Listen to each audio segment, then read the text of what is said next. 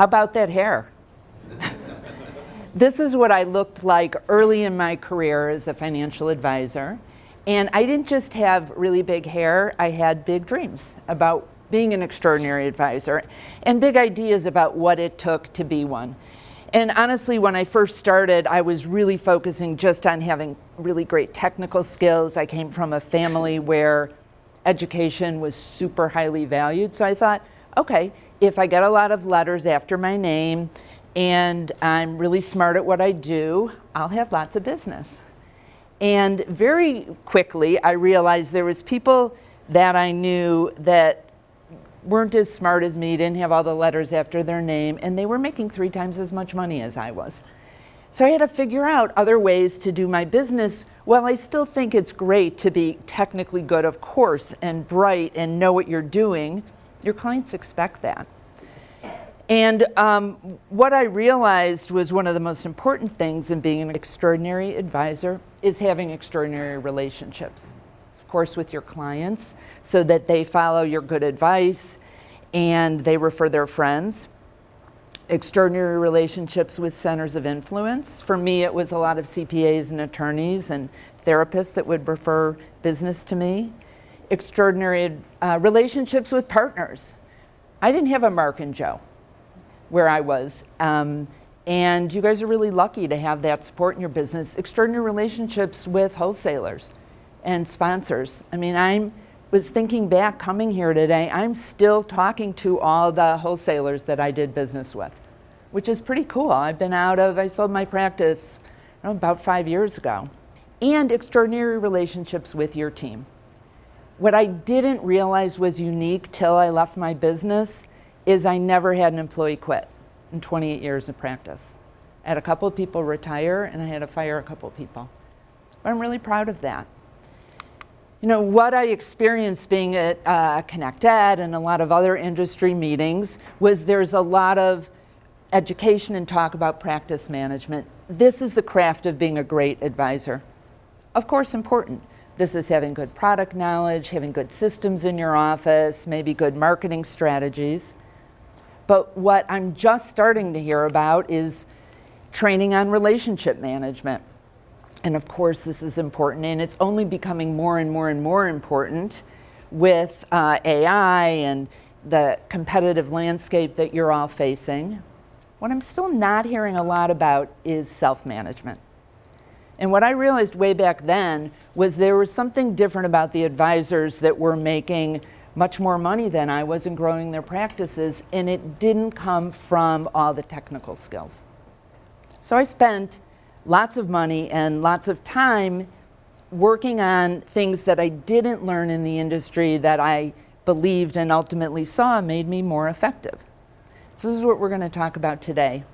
I'm going to share with you in particular 2 strategies that an advisor that I work with, who may or may not be in this room, has used to really double her practice since the time we've been working together. And they're easy and implementable, and I will share both of those with you that she attributes really to shifting her business. Would that be helpful for you guys? Mm-hmm. Yeah. Okay. Who here has had a new driver in their house? Ever? That one right now. Okay. Terrifying, right? Yeah. Who here has ever been a new driver? Yeah. So hopefully we got everyone in the room. When our son Benji was about 16 and a half, my husband Stephen was going on a trip down to Atlanta to see his family. And I said to Benji, look, you can drive Dad's car while he's gone as long as you pick him up at the airport. Stephen's plane was coming in late. I like to go to sleep early. It was a win for everyone. So it was a warm June evening and I was going up to go to sleep and I said to Benji, you're gonna pick Dad up, right? He said, no problem, Mom. So go upstairs, I fall asleep. I'm in a deep sleep, only to get woken up to my son shaking me. And he's like, Mom, you have to get up now. And I look and my 6-foot-tall, 16-year-old is standing in my room in tears. And I'm like, oh my God, Benji, what happened? And he said, Mom, I was trying to get Dad's car out of the garage and I didn't want to hit Nana's car. My mom's car was parked in the driveway. And he said, I hit Dad's car on the side of the garage. I'm like, are you okay? And he said, I'm okay, but Dad's car. So I'm like, okay, let's go look. And I'm walking down the stairs thinking, how bad can it be? I open up the garage door and start laughing hysterically. And she's like, Mom, why are you laughing? I said, honey, how could you do this much damage and not take the garage down? So this is what Stephen's car looked like after we bent the bumper back. But imagine it's perpendicular to the front of the car. And I was really upset I didn't get a picture of the car like that. So I said to my husband, get the bumper after you get the car fixed. And so this is what we did with it. We left it on Benji's bed. And our kids have whiteboard walls in their room. And we left him this note. And it said, we know you wanted a car. Oh, you wanted a whole car? We thought we were so funny. He actually did think this was funny. But why is it that teenagers are the biggest demographic of people that get into car accidents? Inexperience. Why else? Distractions. Yeah. I don't know what Benji was paying attention to. It was not getting out of the driveway straight. And this is what I see all the time happens in business. We're putting our attention on the wrong thing, right? Could have been the radio, his girlfriend, God knows what he was paying attention to. But that's what we do as well. We don't put our attention in the places that are most helpful. What I see a lot is, and I'm a big believer in taking smart actions, of course. I see a lot of times people are jumping in and saying, okay, I want to be in action. I'm going to try this. I'm going to try this strategy. And they're missing the first two steps, which is having the right thought process, like the right mindset behind this, and having a clear vision of where you want to be. Okay, so part of this right mindset is thinking in terms of abundance thinking or scarcity thinking. So scarcity thinking tends to be fear-based, aggressive competition. For me to win, you have to lose.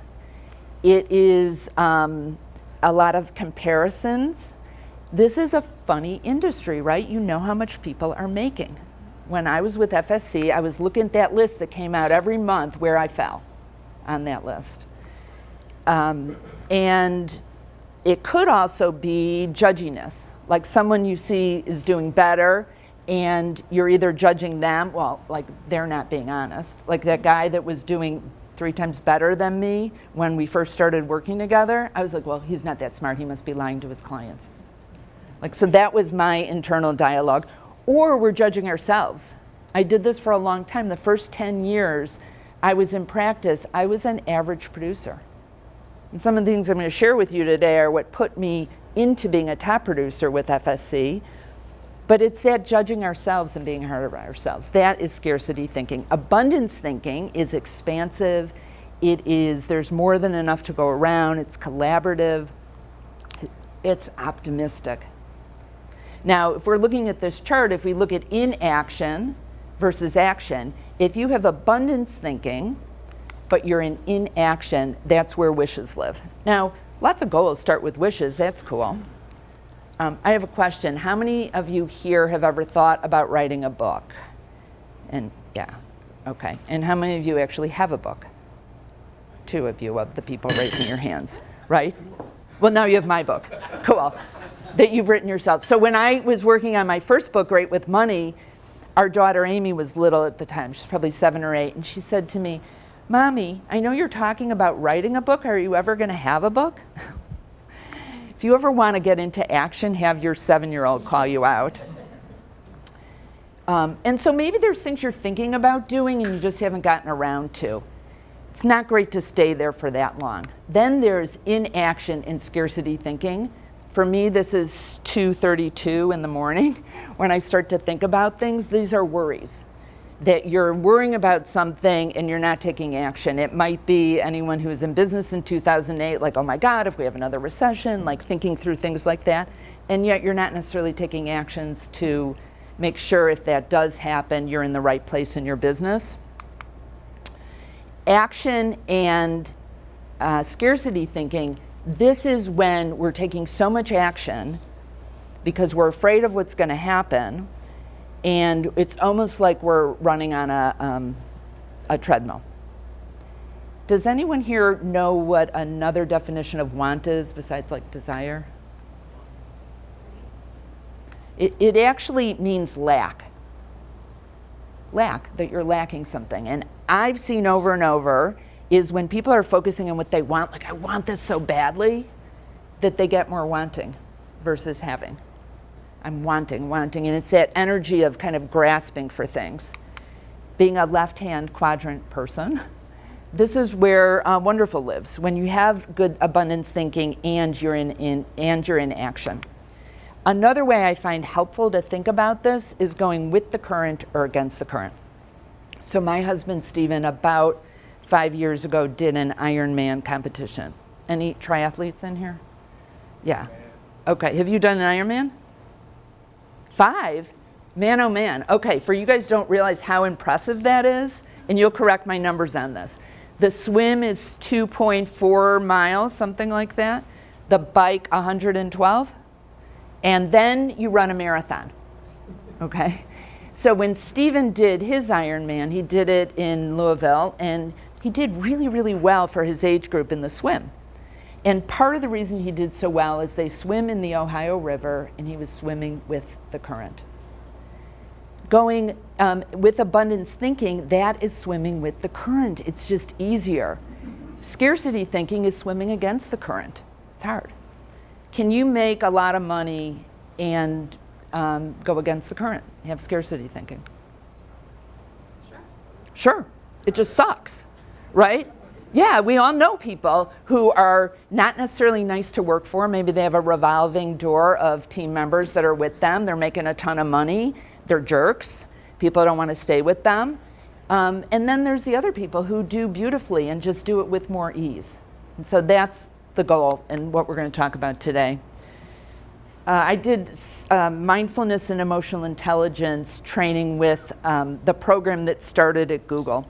And this is one of the stats that they taught us that blew me away. 47% of the time, almost half the time, we're thinking about something other than what is happening right now. Our minds and bodies are not in the same place. This happens with your clients. It happens with your team. It happens with all of us. And what happens with mind wandering, it also creates more stress because we're doing a million different things in our head at the same time. And advisors have 23% more stress than the rest of the general population. Yeah. So what's the problem with this? Well, we can emit something called a fear pheromone. It means our clients, no matter what kind of like smiley face and grounded presence we think we're presenting, if you're freaked out inside or you're spinning and worried about stuff, your clients know. They can almost smell it on you. And I actually think this comes through on Zoom too, right? So calm is also contagious. I mean, obviously you don't want your clients freaking out. What kind of decisions do people make when they're nervous? Bad ones, right? These are the calls that you get when people want to sell when the market's volatile. Okay. And if we think that people can't tell what we're actually feeling inside, we're mistaken. We are energetic beings, and people are getting who we are whether we know it or not. So to demonstrate this, I need 2 volunteers, please. Come up here. 2 people, volunteers. You guys are calling each other out. Okay. Kelly is volunteering and Margaret is volunteering, apparently. Thank you. Okay. So this is an energy stick.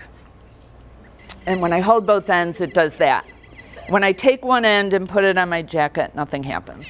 So will you guys hold one hand with each other? And then, yeah. And then Kelly, you hold my hand. And then Margaret, you hold the end. See how it goes off? You can hold this up a little bit. You 2 let go of your hand. Hold hands again.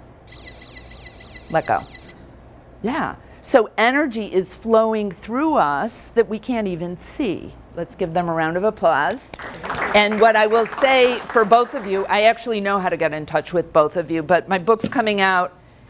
Thank you for saying something about it, Burke, on October 17th. So you guys will get copies of my book, my new book, because you already have copies of this book. Cool.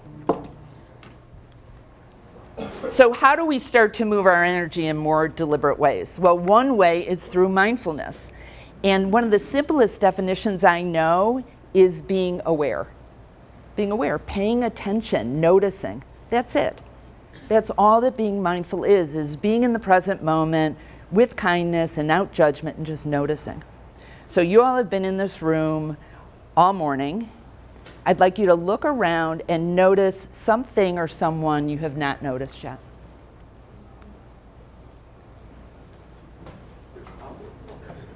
Yeah.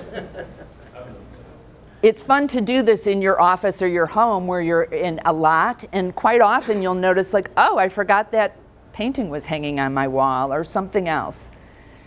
So, and the benefit of mindfulness and paying attention is we are calming down all that chatter. We have 6,500 thoughts a day. Most of them aren't positive. And we believe them, right? They're just thoughts, though. They can't all be right. And we get carried away, and that's what keeps us from being right here with the people who are in front of us. So we're going to practice this in something called a moment to arrive. I'm going to walk you through a very short process. I invite you to kind of, if you have pens in your hand or your phones, put them down, maybe uncross your legs if that feels comfortable. You can do this with your eyes open, looking down gently, or your eyes closed, whichever you feel most comfortable with. And just start by noticing what it feels like to be seated in the chair that you're sitting in. Noticing where you're feeling that support. And see if you can sink down a little bit deeper. And now gently move your attention to the breath. Noticing an inhale and a longer, slow exhale. Inhaling and exhaling. And see if you can make your exhale twice as long as the inhale. Our heartbeat slows on the exhale, and it tells your body everything is okay.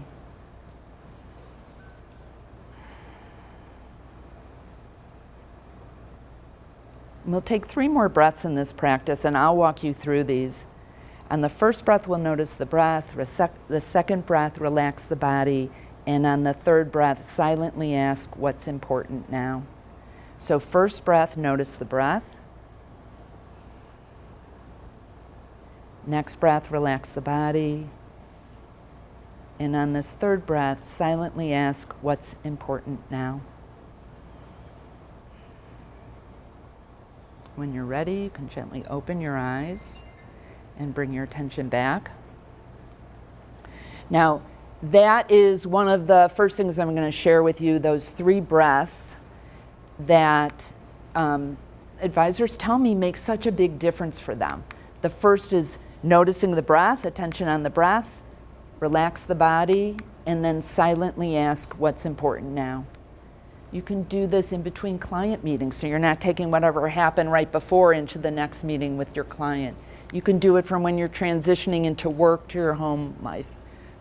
That process of running through a moment to arrive could be a wonderful thing for you to do with your team. When we would have team meetings, we would always have a little bit of a meditation practice with them. And if you're thinking, okay, Ellen, that's cool, there is no way I would ever feel comfortable doing that, it's too crunchy granola or whatever you think it is, I will tell you, I am on a board of a bank in Chicago. I do consulting with them, and when we have all team meetings, they call them town hall meetings, I start every meeting with a moment to arrive. These are bankers, right? And the first time I did it, I had been doing this with some of the younger bankers there, and the first time I did it, the president of the bank had never experienced that or knew that was something I did. And I came and sat back down, and he said, oh, thank you. Like, we're all craving ways to be a little bit more present. And again, if that doesn't feel like your style, could you just say maybe to your team, oh, I just need a minute. Just give me a minute so I can get my head right where we are. No one's going to be upset with that. They'll probably really appreciate that. Okay. Our thoughts create our reality. What we think and say to ourselves makes a huge difference in what shows up in our lives. It covers and colors everything. So the last 3 winters, my husband and I have spent the month of February outside of Asheville, North Carolina, in a place called Black Mountain. And it's this totally cute little town. And one night we were walking through town, and it has t-shirt shops and gift shops and those shops that have those cute little plaques in the window. And Stephen was working on a business deal and so stressed. You know when you can see someone is obviously stressed out? He wasn't saying a word, but I could just feel him being stressed. And I looked at him and I said, honey, you should get that plaque. And pointing in the window. And he said, why would you tell me to get a plaque that says, think about what could go wrong? This is what the plaque said. Think about what could go right. He read it wrong, right? Because that's what he was thinking about, all the things that could go wrong. And that's why it's so important to really be aware of our thinking, way more important than we realize. Who here knows what abracadabra actually translates into? We know magic, right? Like abracadabra? Anyone? Kelly? Okay. It translates into, I will create as spoken. I will create as spoken, and it is like magic. Our words create our reality. What we think and what we say is what shows up in our lives. So what are some ways we can work on our thinking, some power moves? Well, one is to use this process of saying cancel clear. If you catch yourself thinking something you don't want to have happen. What if there's awful traffic? What if it keeps raining all day and I have something to be outside? You know, whatever these things are, you can say to yourself, cancel clear. Cancel that thought, clear it away, and replace it with something else instead. It could actually be that easy. Cancel clear. Another thing we can do is get support. You've got other advisors you know in the room. You've got Mark and Joe. You've got the sponsors that are here that want to help. They can do reviews for you, give you ideas. Maybe you work with a coach or some other advisor. Maybe you have friends that you hang out with. Like, don't do this on your own. You don't need to. Start your day well. Who here starts with this? And this is how they start their day. Oh, there's my other phone. I know, I was looking for mine. Here it is.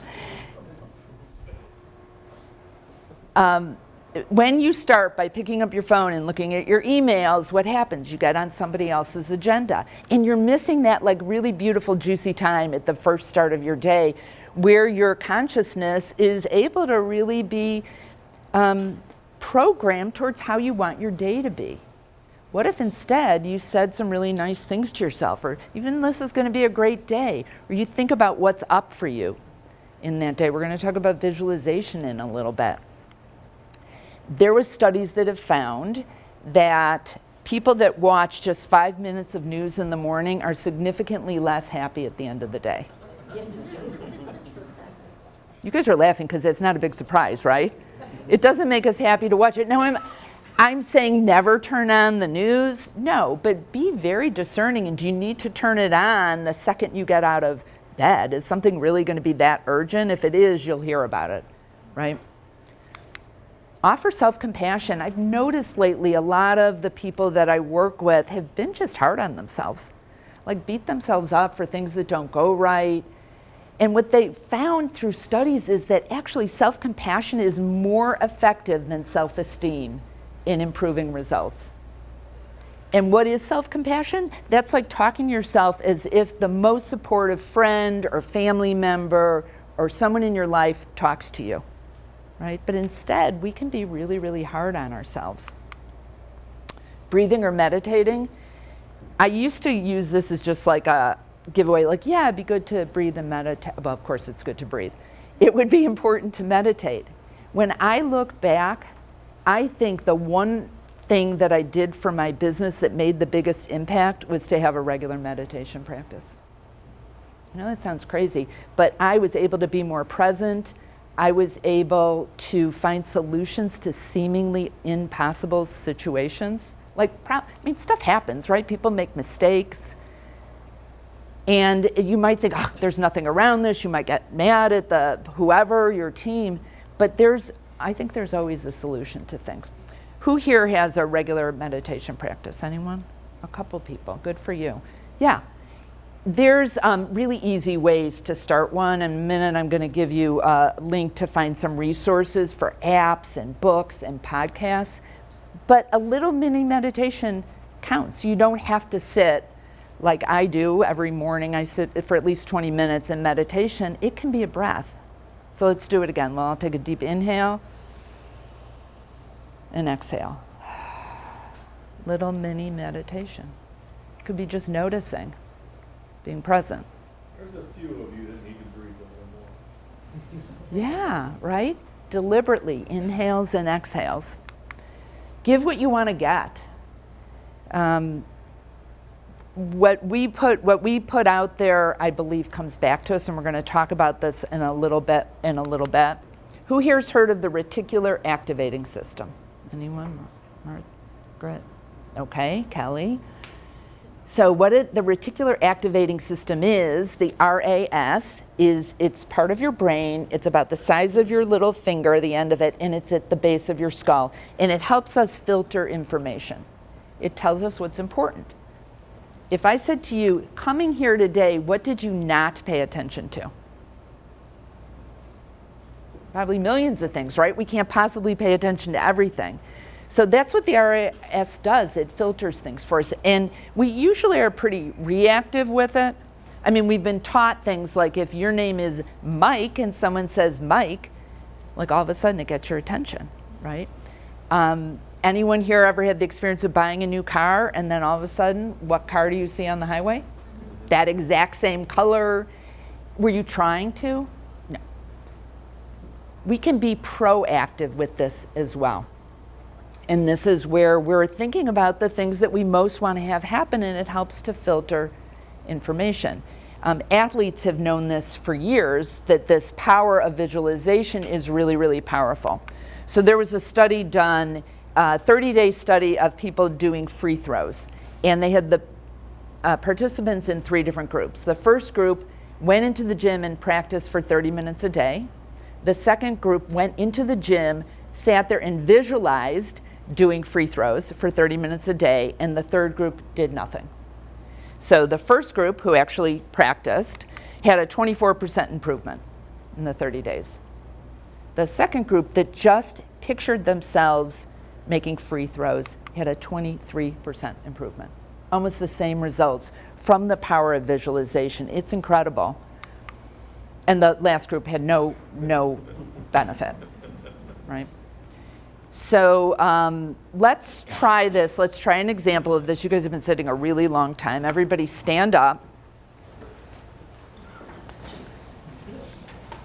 And with your feet planted, I'm going to put out my left arm, but you put out your right arm.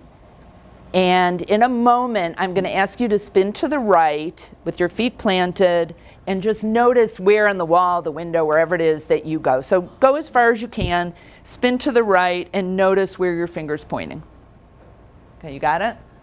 Now come back and keep your arm out and close your eyes. And in your mind's eye, imagine doing the same thing again, this time 8 inches farther. So don't do it just yet, but imagine spinning, spinning, spinning 8 inches farther.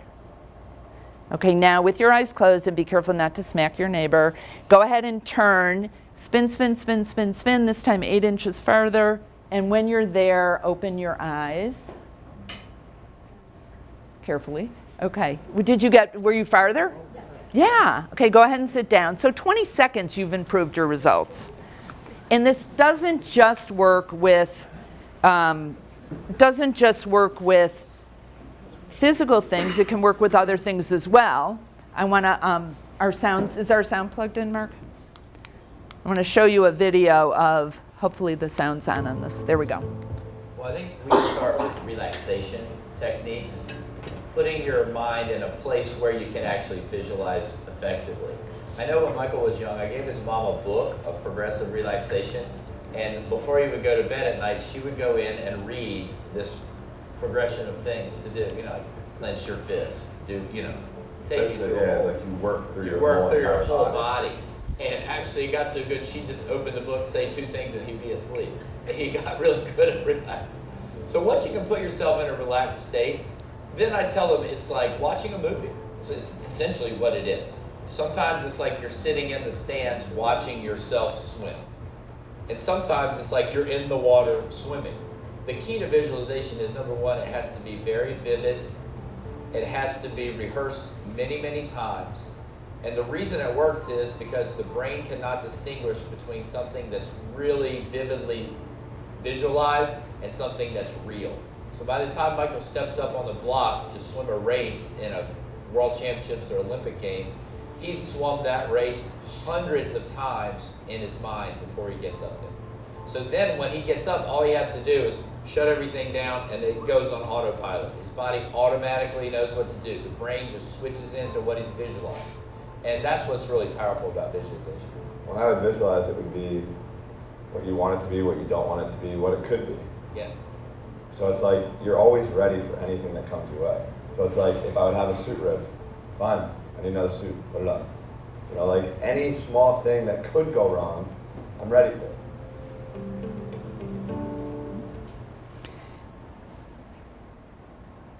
For years, I've been visualizing what I want to have happen. Before I saw this video, I hadn't realized the importance of being prepared for things you don't want to have happen. I think I did that naturally, but didn't realize it. So, for example, when I speak, I have copies of my slides. I have them on a flash drive. I have my laptop. I got here early to make sure that this all worked. Not that I'm sitting here focusing on, oh my God, what if there's a problem? I'm just ready for that. Also coming here today, for the last couple weeks, I've been envisioning us all being here together. For each and every one of you to have at least one idea that you're excited to take back. All the way through to a standing ovation at the end. Who knows? We can do this in every part of our lives, and it is super effective. This is the second tool that I know is helpful. So if you have a big meeting coming up, what if you were to envision exactly how you wanted to feel during that meeting, how you wanted to sound, how you wanted your client to feel? Now, we can't control how other people are going to be, but we can set the intention for what we want that to be like. So what I invite you to do right now is take out your phone and look at the next big meeting you have coming up, and 5 minutes before that meeting, set an alarm that says, Rogin said I should visualize this meeting, and spend a couple minutes picturing exactly how you want that meeting to run. Exactly how you want that meeting to run. And if you have a larger meeting coming up, then maybe you do this on a regular basis. Certainly that morning when you have that meeting coming up, picture exactly how you want things to play out. Okay. This is my friend Mustafa. I met him on one of our trips to Ghana in West Africa.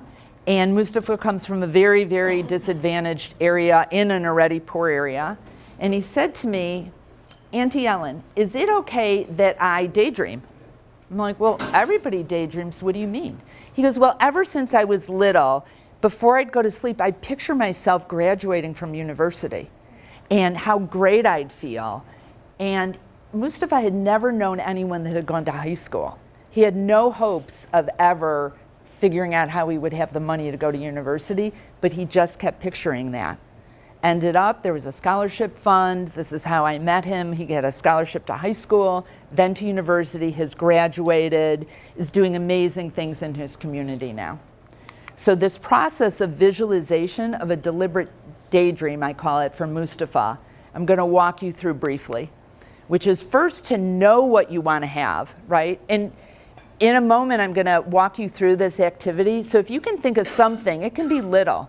Like maybe there's no traffic going back to your office, or maybe it's something bigger, a client that you really want to work with, that they hire you. Whatever it is, knowing it, seeing it in your mind's eye, and then feeling it, feeling that emotion. Okay, so can everyone think of some goal, big or small?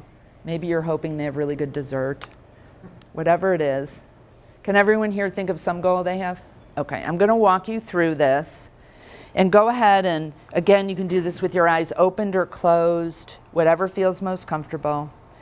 And I'm going to have you imagine that you are seeing this happening, like you're the director of a movie, but you're also in the movie. And if it doesn't have a location, give it one, like a movie set. And just notice where you are. Notice what you see around you. Are there sounds that you hear? Aromas in the air? Are there other people there with you? If so, who's there? And what are you saying to them, and what are they saying to you?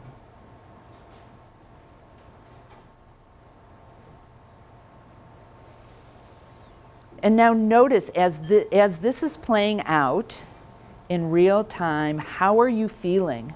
And actually feel that feeling, whether it's excitement or joy or peace, whatever it is, and feel that emotion. And maybe notice where in your body you're feeling it. Add any other details you want to your vision. And when it feels complete, you can gently open your eyes and bring your attention back. Yeah, so in a few seconds, you're already programming your reticular activating system. In the book, there's an activity that'll walk you through how to do that as well. And I encourage you to do this on a regular basis and see what happens. Yeah. Who here believes that giving can make you rich? Yeah. Whether it's financial giving, when I wrote my first book, Stephen and I started giving on a regular basis. I'd take a percentage of my income, it was coming in quarterly, and put it in a special account for giving. It initially wasn't a big fancy anything, no donor advised fund or any kind of fancy account, it was just a money market account. And what I found was, even through 2008, we just kept putting money into that account and then giving it away. And my income never dropped.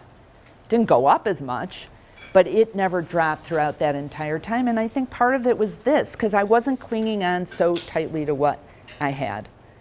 And giving can also be part of just your strategy in business. If you want more referrals, my question to you is, are you giving more referrals? If you want more referrals, who are you giving referrals to? And I'm not saying it's a give to get. That is really old school. Like, if you give me referrals, I'll give them back to you. Or if I give you referrals and you don't ever give me any, I mean, maybe you're so good at what you do, I don't care. I had a mortgage broker who was great. She never gave me a good referral. She tried, they were not good referrals. I didn't care because she took such good care of my clients. Now, if someone's a taker, that's different. Like, if I'm giving, and all you do is want more and more, and then you're never looking at how you can help, that's a different story. But give what you most want to get. So who here has ever heard it's better to give than receive? Yeah, it's not true. They're both important. You can't have a giver without a receiver. And studies have shown that giving makes us happier, we live longer. Kids that have generative behavior, they want to make things better for other people, are more successful as adults, right? And if we're not open to receiving, that doesn't work. They're both important. So on your tables, there are abundance activist wristbands. And when I started doing research and playing with these ideas, I created these to remind me, and there's cards that explain how they work, that reminded me to be a dedicated giver. So it might be fun for you to try these out and maybe set a goal. I'm going to move this at least 5 times today. So every time you do a kind act for someone, you move your wristband. It could be letting someone in front of you in traffic. It could be smiling, giving an authentic compliment to somebody, mentoring, making a donation, maybe receiving when someone really wants to help you and you really don't need their help, but you know it'll make them happy. That's an act of generosity. Okay. Another thing to be focused on is gratitude. If you want to be more present and reduce your stress, a focus on gratitude is one of the easiest things you can do. The research on this blows me away. It is one of the simplest things we can do, and they find that people that are grateful, first of all, make more money. You don't want to be a jerk. right? No one wants to be a jerk. And I don't think I was the best manager in the world, but I think my team stayed with me because they knew they were super appreciated. I was always really grateful for them. It lowers inflammation. Like, isn't that crazy? Gratitude is so easy to do. And a practice of maybe 5 things you're grateful for in the morning, maybe at the end of the day, thinking about what really went well, will make a significant difference. And if you're freaked out about what's going on in your business or your home life, if you pause and notice what you're grateful for, you will immediately feel more present and better. And I am very grateful to be back with you all. I'm also grateful that I was invited to be here and sponsored by Corebridge. And one of the ways you guys can show your gratitude, I mean, these meetings happen, you guys know this, right? Through sponsors, is to do a wholesaler high five. What does that mean?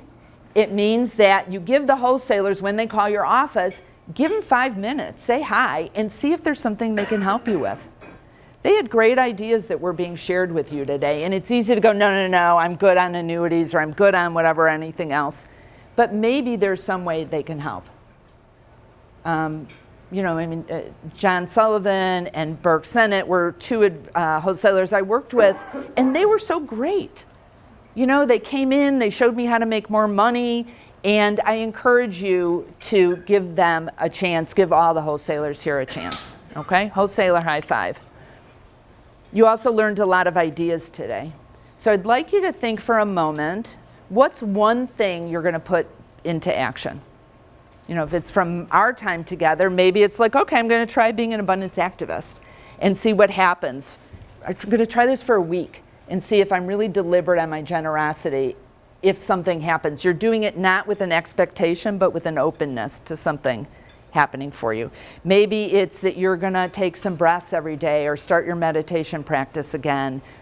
Perhaps you're going to visualize before meetings, or even just take a breath.